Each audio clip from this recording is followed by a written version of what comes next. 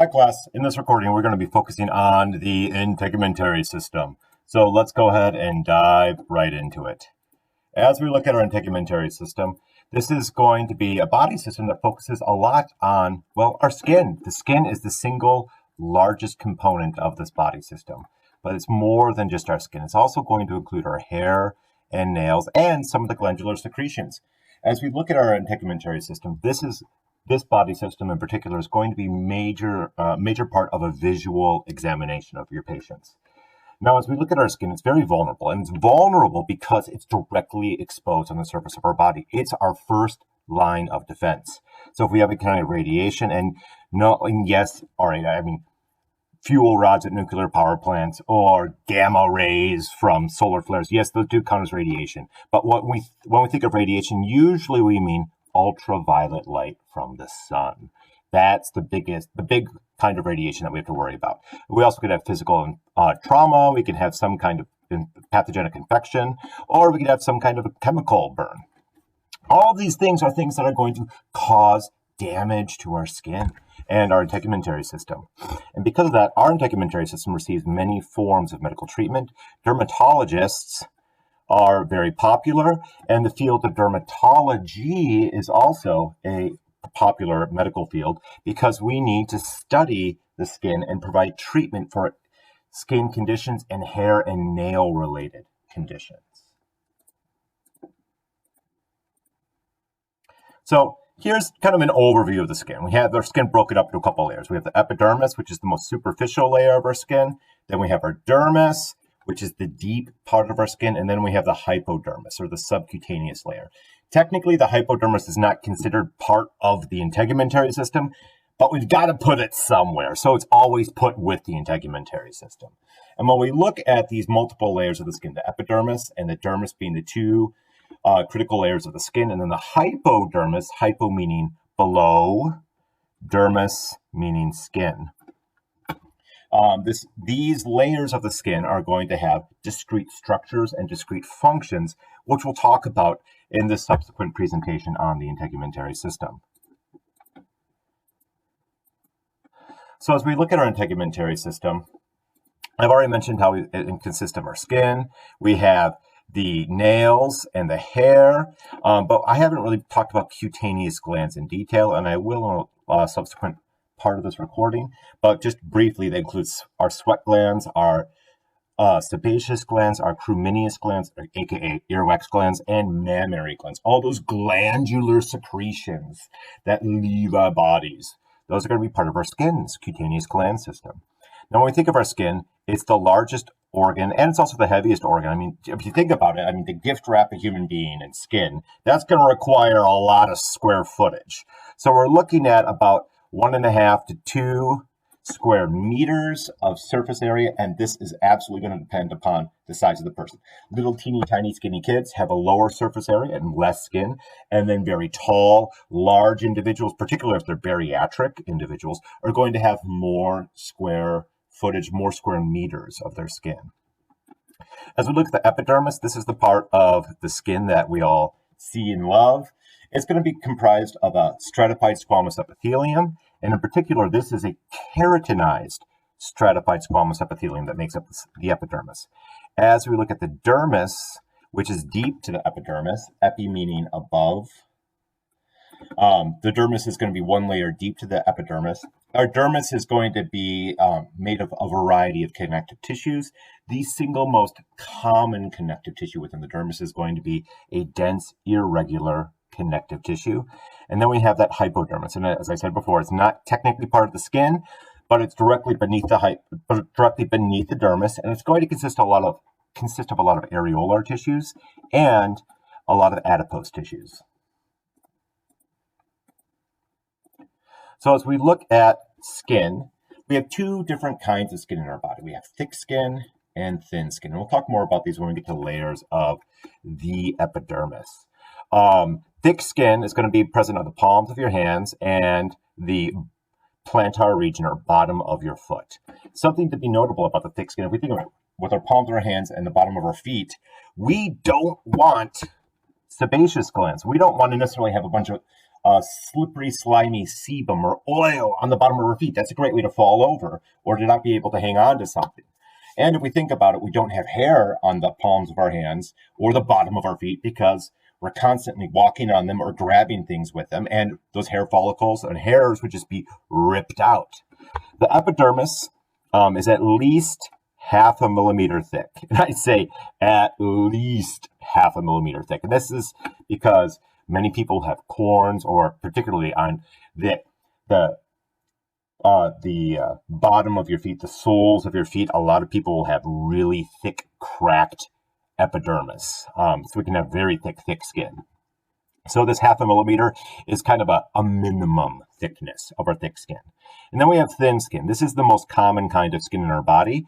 It's going to cover everything that the thick skin doesn't. So everywhere but the palms of your hands and the plantar region of your feet. And this is where we're going to have hair. We're going to have our sebaceous glands, commonly referred to as oil glands in English, or common English. And then we also are going to have our sweat glands, both apocrine and eccrine sweat glands.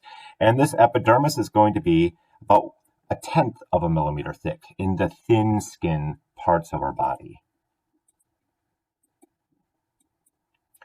Now, as we look at our skin, it has some important functions associated with it. We have a lot of keratin within our skin, particularly with the stratified squamous epithelium of our skin. And that keratin is going to both waterproof and mechanically protect our skin. So it's going to give us resistance to trauma infection, and that keratin is also going to help to waterproof the epidermis of our skin. It's also worth noting that the epidermis of our skin is a stratified squamous, not a simple squamous. And because it's stratified, these multiple layers of squamous cells or flattened cells can better resist abrasion. They can flake off in response to physical trauma. We have a bunch of proteins on our skin, some of which are called dermacidin and defensins. And these are both antimicrobial proteins that are secreted from the sebaceous glands onto the surface of our skin. So when we talk about sebaceous glands, a lot of people refer to them as oil glands, but it's not just oil that they secrete. They secrete proteins and carbs. And some of those proteins are these antimicrobial proteins. We also have an acid mantle. When we sweat under the surface of our skin, we have acid within that sweat, and as the sweat dehydrates, the acid molecules are going to be concentrated and left behind and make our skin so that it's not conducive for microbial growth.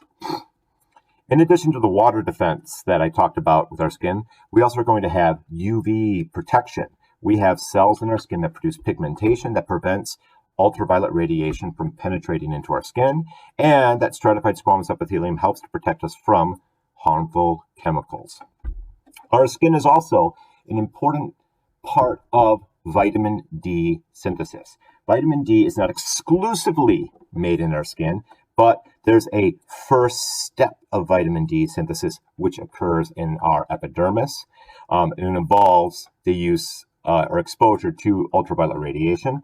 And then afterwards, after that happens in our epidermis, that molecule, that precursor to a fully functional vitamin D molecule, will then be sent to the livers and kidney to have the synthesis process being completed, or to complete the synthesis process. On this note, since we're, most of my students are in the Midwest in Wisconsin, we have to deal with winter and cold, nasty winters. And lack of sunlight is a problem in this neck of the world, in this part of the country. So make sure, even if it's cold outside, that you at least go for a daily walk or sit in front of a window and expose at least your face to the sun to get just a little, like maybe 10 or 15 minutes of UV sunlight exposure to aid with this vitamin D synthesis. Or at the bare minimum, take vitamin D supplements during the wintertime if you never, ever, ever go outside. We also use our skin for sensation. So we have a lot of sensory receptors in our skin. We have thermoreceptors that measure temperature. We have pain receptors. We have pressure receptors. There's all these different kinds of sensations we can feel with our skin. And then based on that sensory input, we can modify our actions to help maintain homeostasis. Speaking of homeostasis, we need to maintain a relatively constant, I should say, body temperature. And with those thermoreceptors in our skin help to regulate body temp. Based on the thermoreceptors input, we can vasoconstrict superficial blood capillaries and keep more blood towards the core of our body, helping to raise our body temperature. Or if we're overheating, if we're too warm, we can vasodilate superficial blood capillaries, sending more blood to the surface of our bodies, causing us to become more flushed or red or pink in coloration, and to have more heat radiate out from the core of our bodies. Also, we have perspiration. If we start to overheat, we can activate our eccrine sweat glands and have more sweat on the surface of our skin. And when that water goes from a liquid to a gas, there's a phase change. The heat of vaporization associated with evaporating off the sweat is going to draw body heat away from our bodies. We also use our skin for non-verbal communication. I know you can't see my face right now because, well, the webcam on my computer stinks, and I'd make it a point not to record my face during these recordings, lecture recordings. But you can see here, I mean, here's somebody that was included in your textbook. We have the eyebrows kind of slanted backwards. The mouth is kind of frowny-faced. I mean, if I had to guess, I would say this is kind of a sad face right here. And this is a form of nonverbal communication. We use our face to communicate so much with just the shape of our face, the arrangement of the skin on our face.